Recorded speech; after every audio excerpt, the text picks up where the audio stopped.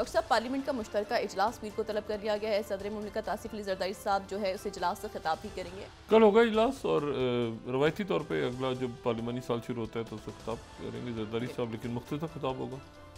और उसमें Pakistan peoples party के दरमियान पाकिस्तान पीपल्स पार्टी में कुछ तहफ़्फ़ुज़ात हैं उनके रहनुमाओं को। मुस्लिम लीग की हुकूमत है चूँकि, तो पहले तो ये था कि शायद वो वजारतों में शामिल होंगे, फिर वजारतों में शामिल नहीं हुए। और दूसरा ये है कि मामला के मुलाकातें भी नहीं हो सकी अहम रहनुमाओं की जो बात थी। कल शायद मुलाकात होगी जरदारी साहब की शहबाज शरीफ साहब से, क्योंकि मुश्तरका इजलास है और उसमें ये ज़ाहिर है बहुत ज़्यादा, क्योंकि होता ये है कि वो या तो प्रेसिडेंट उसमें डायरेक्शन देते हैं या हुकूमत की तारीफ़ करते हैं या हुकूमत को मतलब डायरेक्शंस देते हैं, कुछ करते हैं।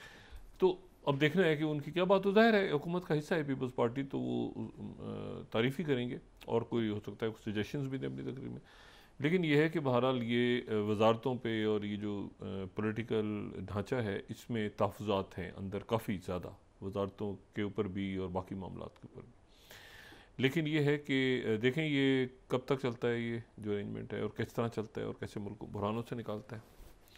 बुहरान जो है वो बढ़ रहे हैं बहुत ज़्यादा, और एक तो कांस्टेंट बुहरान है हमारे मुल्क में जो कि सिक्योरिटी के हवाले से, मईशत के हवाले से, सोशल अनरेस्ट है, टर्मोइल मुख्तलिफ हैं, खारजा पॉलिसी, और ये टर्मोइल क्योंकि ग्लोबल एक बड़े समंदर में एक जो है वो मुख्तलिफ रियासत और रियासतों के जो दरिया एक बड़े समंदरों में, समंदर जो है वो मतलब पूरा क्यास है इस वक्त एक ग्लोबल लेवल पे। और उसमें जो हम कहीं से भी एक नुक्ता उठा के शुरू करते हैं तो हम फिर बात को आगे लेके चलते चले जाते हैं। तो हम उठाते हैं फिर ज़ेलेंस्की साहब से, क्योंकि ज़ेलेंस्की जो हैं यूक्रेन के प्रेसिडेंट ज़ेलेंस्की, वो तमाम पिछले 2 हफ्ते, जो मैं पहले भी बात कर रहा हूँ कि वाशिंगटन, यूक्रेन, ब्रसल्स, जर्मनी, उसके बाद फ्रांस, बरतानिया, पे दर पे इजलास, EU के इजलास, नेटो के इजलास, फिर EU के इजलास, फिर खसूसी इजलास, फिर पता नहीं कितने इजलास, मुलाकातें, सब कुछ करके जब पूरा यूरोप उन्होंने हिला के रख दिया है, और तो प्रेसिडेंट ट्रंप ने उनको यूरोप से निकाल के कहा है कि सऊदी अरेबिया आ जाओ, तो आज वो रात को किसी वक्त फ्लाई कर जाएंगे, सऊदी अरब पहुंच जाएंगे, क्योंकि कल सुबह उनकी जो सऊदी अरब के वली अहद और वज़ीर आज़म शहज़ादा मोहम्मद बिन सलमान से मुलाकात है। और वो 2 दिन गालिबन उन्होंने सऊदी अरबिया में रहना है, उनके साथ डेलीगेशन भी आ रहा है, उसमें उनके वज़ीर दिफा भी हैं, वज़ीर ख़ारजा भी हैं और चीफ़ ऑफ स्टाफ भी हैं प्रेसिडेंट ज़ेलेंस्की के। इनको यूरोप से निकाल लिया और ये 2 दिन रहेंगे। उसके बाद जब अमेरिकन डेलीगेशंस के साथ मुलाकात स्टार्ट होगी गालिबन बुध के रोज़, जब सऊदी अरेबिया में यूक्रेन और अमेरिकन डेलीगेशंस की मुलाकात शुरू होगी। अमेरिकन डेलीगेशन में जो है वो उनके सेक्रेटरी खारजा मार्को रूबियो, उनके NSA माइक वॉल्च और उनके नुमाइंदा खसूसी बराए मशरिक़ वस्ता, लेकिन वो यूक्रेन के मामला भी हल कर रहे हैं और ये बहुत इंपॉर्टेंट किरदार अदा कर रहे हैं इस वक्त, स्टीव विटकॉफ। ये सारी शख्सियात जो हैं ये अमेरिकन डेलीगेशन, तो ये जब मिलेगा यूक्रेन के डेलीगेशन के साथ तो उसमें ज़ेलेंस्की नहीं होंगे। ज़ेलेंस्की वज़ीर वली अहद से मुलाकात करके या तो वापस चले जाएंगे यूक्रेन या बाहर ही कहीं बैठे रहेंगे। लेकिन वो प्रेसिडेंट टू प्रेसिडेंट, देखें ना, प्रेसिडेंट ट्रंप ने कहा था कि मेरे साथ आके बैठो, तो वो ज़ेलेंस्की गए, वहाँ जो कुछ होना था वो हुआ, तमाशा लगा ओवल ऑफिस में। अब ये जो मुलाकात होगी सऊदी अरेबिया में, ये उधर के सेक्रेटरी खारजा अमेरिका के और इधर के वज़ीर खारजा, उधर के जो है वो NSA और इधर के वज़ीर दिफा, और उधर के नुमाइंदा खसूसी और इधर से ज़ेलेंस्की के चीफ ऑफ, ज़ेलेंस्की उसका हिस्सा नहीं होंगे, जिसमें सारे मामले तय हो जाएंगे। और ये चाहे वो जंगबंदी हो, चाहे वो जो है वो ये मिनरल्स के हवाले से एग्रीमेंट हो, या जो भी कुछ हो, वो सारा तय हो जाएगा उस इजलास में जिसका ज़ेलेंस्की हिस्सा नहीं होंगे। सऊदी अरेबिया में होते हैं या चले जाते हैं वापस, क्योंकि उनका डेलीगेशन अंदर बैठ के फैसला कर रहा होगा, और ये जो है ये उस इजलास में शरीक नहीं होंगे। ये एक अजीब उनके लिए एक पोजीशनिंग हो गई। और इससे पहले कि वो वहाँ पहुँचें, इलॉन मस्क जो हैं उन्होंने एक बड़ा इंटरेस्टिंग उन्होंने ट्वीट किया एक्स, और वो कहते हैं कि अगर मैं पहली स्लाइड दिखाऊं, वो कहते हैं I literally challenge Putin to one on one physical combat. वे पूरे कुश्ती के लिए तैयार हूँ ओवर यूक्रेन एंड माई। अच्छा, यहाँ तक तो बात हो गई। अच्छा, फिर आगे वो कहते हैं my Starlink system is the backbone of Ukrainian army. Starlink मेरा जो है वो बैकबोन है यूक्रेनियन आर्मी के। Entire front line will collapse if I turn it off. पूरी फ्रंट लाइन यूक्रेन की खत्म हो जाएगी अगर मैं अभी स्टारलिंक को बंद कर दूं। What I am sickened by is years of slaughter in a stalemate that Ukraine will inevitably lose. हारना है, लेकिन कत्लेआम से मैं बेजार हूं। और उसके बाद वो कहते हैं anyone who really cares, really thinks, ये तो मीट ग्राइंडर टू स्टॉप। ये जो कीमा बनाने की मशीन बंद होना चाहिए, पीस नाउ। लेकिन इंपॉर्टेंट बात क्या है कि अगर मैं बैकबोन को बंद कर दूं स्टारलिंक सिस्टम को, तो तमाम यूक्रेनियन आर्मी की फ्रंट लाइन कोलैप्स हो जाएगी। ये जो पहला पैरा उन्होंने लिखा है, उसकी जो आखिरी 3 लाइन्स हैं वो इस पैगाम का निचोड़ है। उसके बाद वो कहते हैं, यहाँ तक तो बात उन्होंने देखा ना, पूरी बैकबोन और आर्मी। अगर हम इसको 2 मिनट रखते हैं तो मैं उसको बात कर लेता इसके ऊपर। Backbone of the Ukrainian army. अब आप देखें, स्टारलिंक अगर मैं बंद करूं, entire front line will collapse. फिर उसके बाद वो इसी एक और ट्वीट उन्होंने किया एक्स पे, वो कहते हैं place sanctions on top 10 Ukrainian oligarchs. ये जो 10 यूक्रेनियन ओलिगार्क्स हैं, अरब खरबपति यूक्रेन के, उनके ऊपर पाबंदियां लगाई जाएं, खास तौर पे वो जिनके मेंशंस हैं मोनाको में। And this will stop immediately. फौरन जंग बंद हो जाएगी। This is the key to the puzzle. ये जो है वो उन्होंने ये ट्वीट कर दिया कि भाई ये पैसा दे रहे हैं और जंग को चाह रहे हैं और असला खरीदवा रहे हैं दरमियान में, और इनके ऊपर पाबंदी लगाई जो मोनाको में मेंशंस लेके बैठे हुए हैं।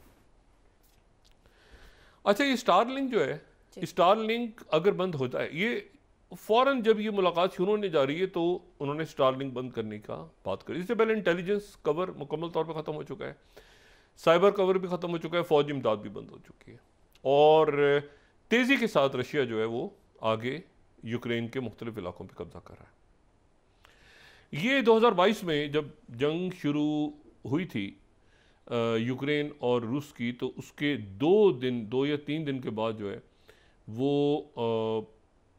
इलॉन मस्क की जो स्पेस एक्स है, उन्होंने स्टारलिंक ये खोल दिया था।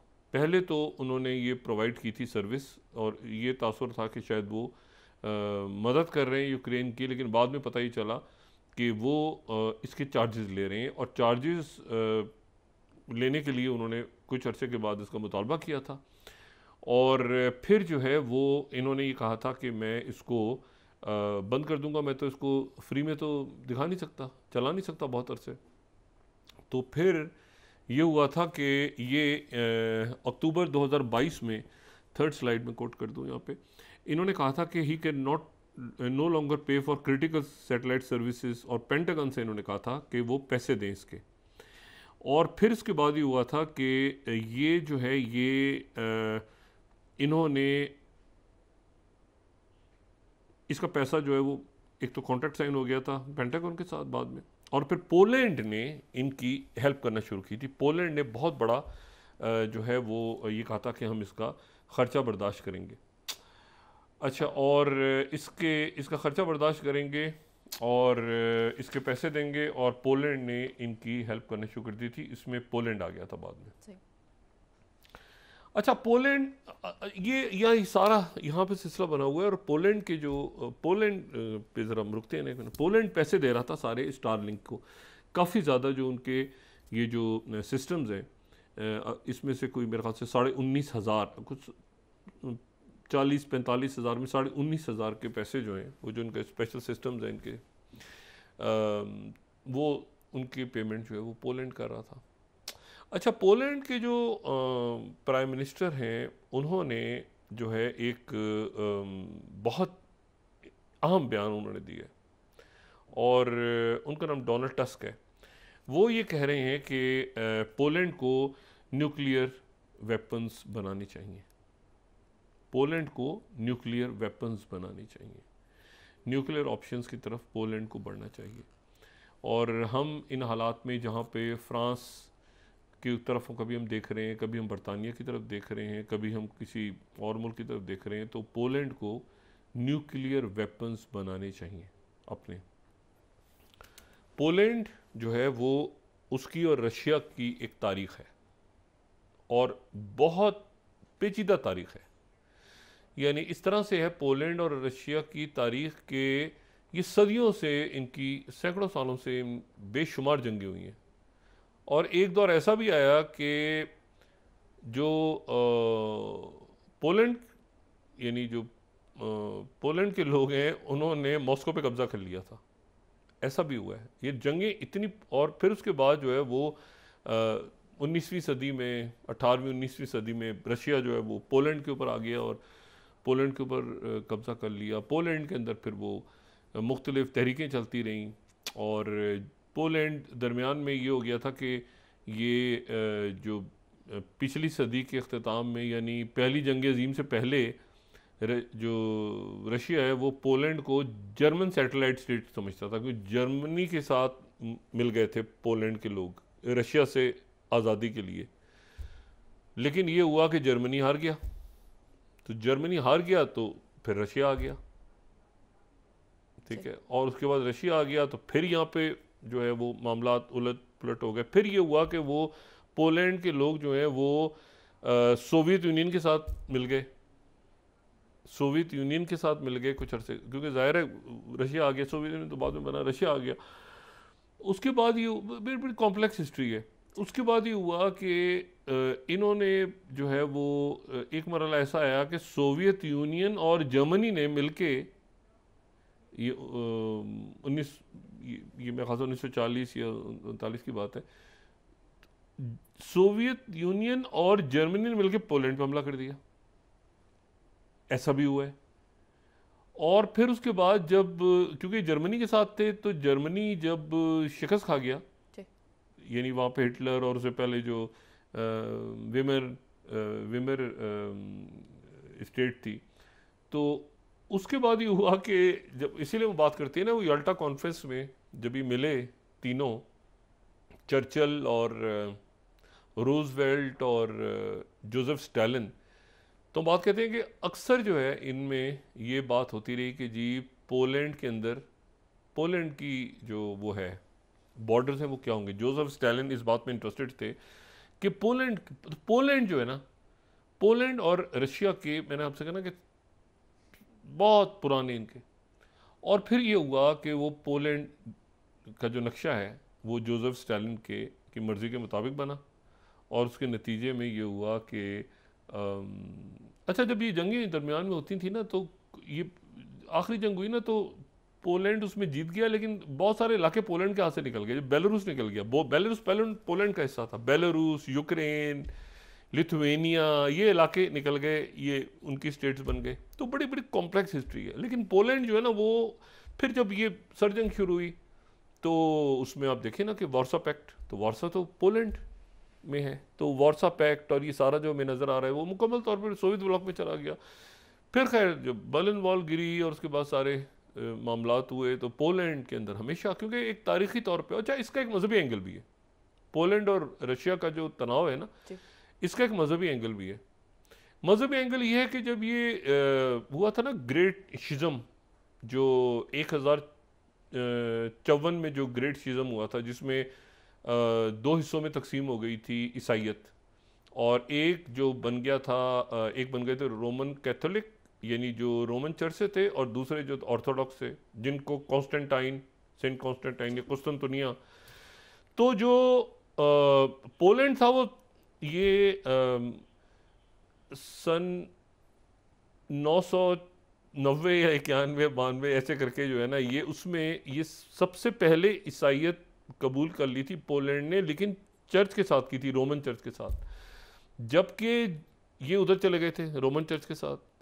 और ये जो रशिया की जो साइड थी, और जहाँ यूक्रेन और रशिया और ये जो साइड थी, ये ऑर्थोडॉक्स के साथ थे।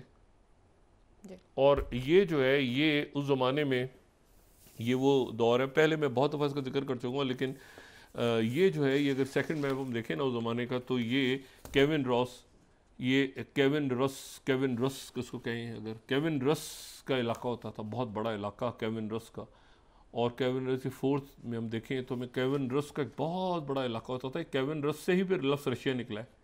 तो केविन रस का इलाका होता था, इसमें रशिया भी है, इसमें यूक्रेन भी है, इसमें ये बाल्टिक स्टेट्स भी आ रही हैं, ये एक केविन रस का बहुत बड़ा इलाका होता था। एनीवे, तो उसके बाद ये हुआ कि वो एक जो है वो, अच्छा फिर उसमें एक जो है, जब ये एक और इलाका है जो कैलिनग्राड है। कैलिनग्राड अगर नक्शे पे देखें तो कैलिनग्राड जो है वो रशिया का एक इलाका है, मौजूदा रशिया का। और वो जो है वो उसकी जगह बड़ी अजीब है कि वो रशिया से बाहर पोलैंड और लिथुआनिया के दरमियान है। यानी अगर हम इस नक्शे में देखें तो एक ये रशिया गुलाबी नज़र आ रहा है ना हमें, जो पिंक है वो रशिया है, लेकिन एक छोटा सा पिंक हमें नीचे भी नज़र आ रहा है कैलिनग्राड। तो लिथुआनिया और पोलैंड के दरमियान, यानी एक तरफ लिथुआनिया है, एक तरफ पोलैंड है, और एक तरफ बाल्टिक सी है। अब इस मैप को ज़रा गौर से देखें, ये मॉस्को किधर है और ये यहाँ पर रशियन फौज बैठी है कैलिनग्राड। कैलिनग्राड जो है ये रशिया का जो है ये एक्सक्लेव है। और ये कैलिनग्राड, पोलैंड जब कहते हैं ना कि हम रशिया के बॉर्डर चीख रहा होता है पोलैंड, तो वो जो है वो चीख रहा इसलिए होता है कि कैलिनग्राड में रशिया की फौज बैठी हुई है।